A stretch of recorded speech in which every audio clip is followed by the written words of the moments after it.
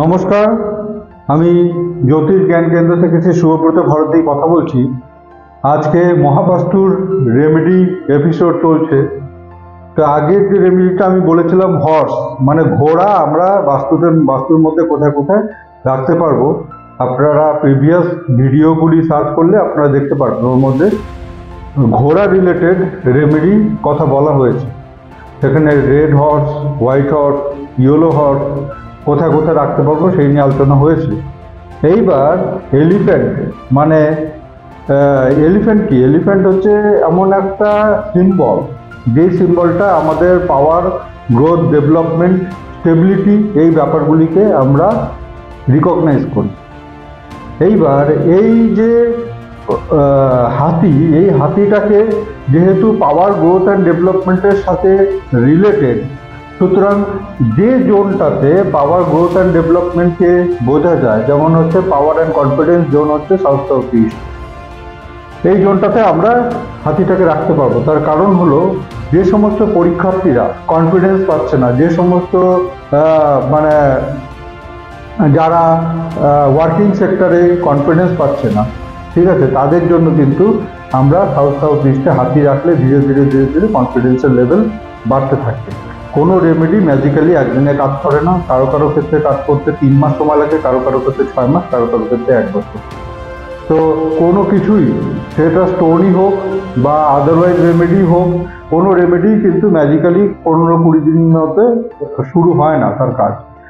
মানে একটা negative energy আমাদের জীবনে কাজ করতে যেমন 2-3 বছর সময় লাগে, সেই এনার্জিটাকে পজিটিভে কনভার্ট করতেও কিন্তু যথেষ্ট সময় লাগে।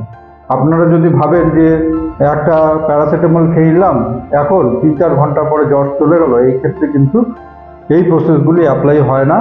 এইখানে রেমেডি করার পরেও সেই মানুষটা সঠিক ভালো সময়টা বুঝতে যথেষ্ট সময় নেয়, সময় লাগে কিন্তু, মানে এটা আমার প্র্যাকটিক্যাল এক্সপিরিয়েন্স।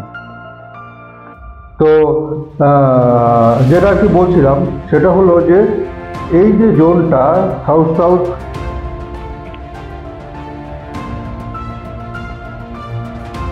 এই যে জোনটা, এই জোনটা হচ্ছে south south east. South south ইস্টে আমরা কিন্তু পাওয়ার অ্যান্ড কনফিডেন্স গ্রো করার জন্য এইখানে হাতি রাখতে পারবো, এবং সাউথে নেম ফেম রেপুটেশন বৃদ্ধির জন্য কিন্তু আমরা একটা রেড কালারের হাতি রাখতে পারবো।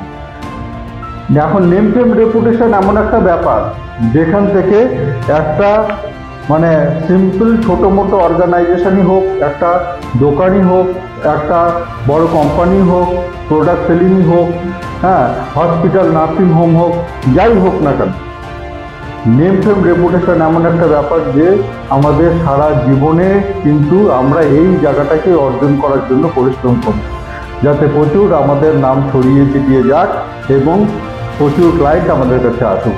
তো এখানে কিন্তু সাউদার্ন জোনে যদি আমি একটা রেড এলিফ্যান্ট রাখি, তাহলে সেটা নেম ফেম রেপুটেশন বৃদ্ধির ক্ষেত্রে ভীষণভাবে কাজ করে, ঠিক আছে। প্লাস সাউথ সাউথ ইস্টে কনফিডেন্স যাদের লো আছে, যারা অল্পতেই ঘাবড়ে যান, হ্যাঁ, এনার্জি লেভেল তাদের কম হচ্ছে, প্লাস হচ্ছে কনফিডেন্স লেভেল অনেকটাই কমে যাচ্ছে, হ্যাঁ, পাওয়ার অ্যান্ড এনার্জি লেভেলটা যাদের অনেক কম, তারা কিন্তু সাউথ সাউথ ইস্টে হাতিকে ইউজ করতে পারে। এইবার আর একটা যেটা জোন আছে সেটা হলো ওয়েস্ট। ওয়েস্ট কিসের জন্য ইউজ হয়? ওয়েস্ট হচ্ছে গেইন অ্যান্ড প্রফিট। এখানকার জোনাল কালার হলো হোয়াইট। তো আমরা ওয়েস্টে যদি হোয়াইট কালারের হাতি লাগাই, তাহলে হাতি এখানে রাখি একটা, তো সেই ক্ষেত্রে কিন্তু আমাদের gain, profit, growth and development এই ব্যাপারগুলি কিন্তু ধীরে ধীরে বিস্তার লাভ করবে, ধীরে ধীরে আস্তে আস্তে প্রফিট অ্যান্ড গেইনের জায়গাটা বৃদ্ধি পাবে।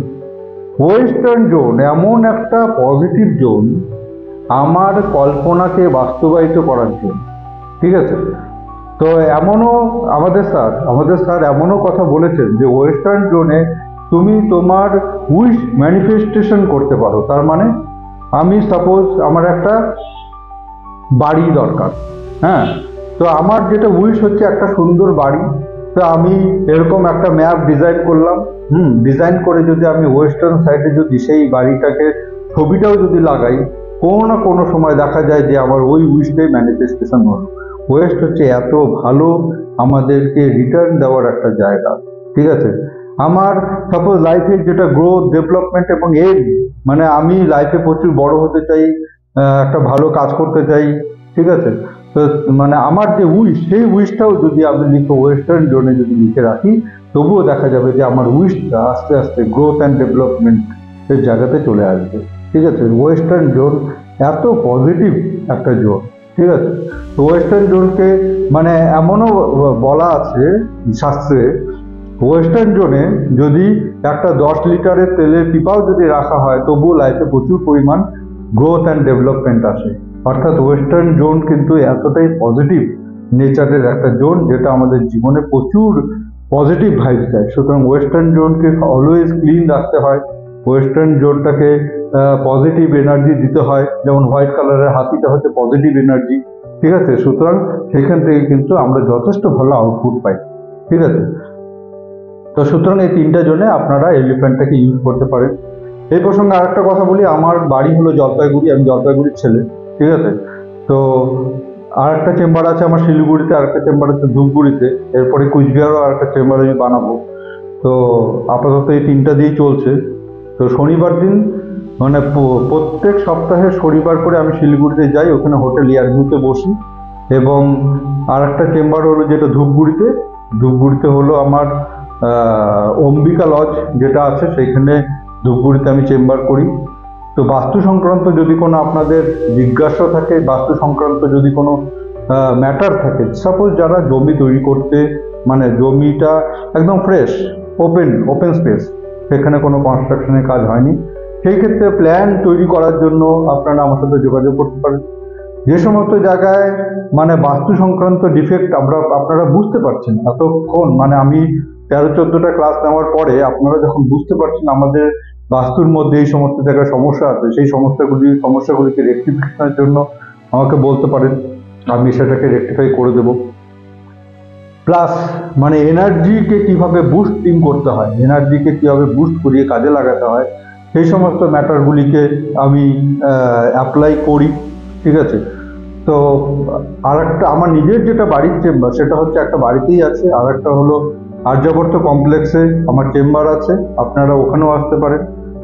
এইবার যারা আমার প্রোগ্রাম দেখছেন, তো তারা সাপোজ আমার সাথে কমিউনিকেট করতে চান, এখানে তো ফোন নাম্বার দেওয়া আছে, আর আমি একজন অ্যাস্ট্রোলজার, ঠিক আছে।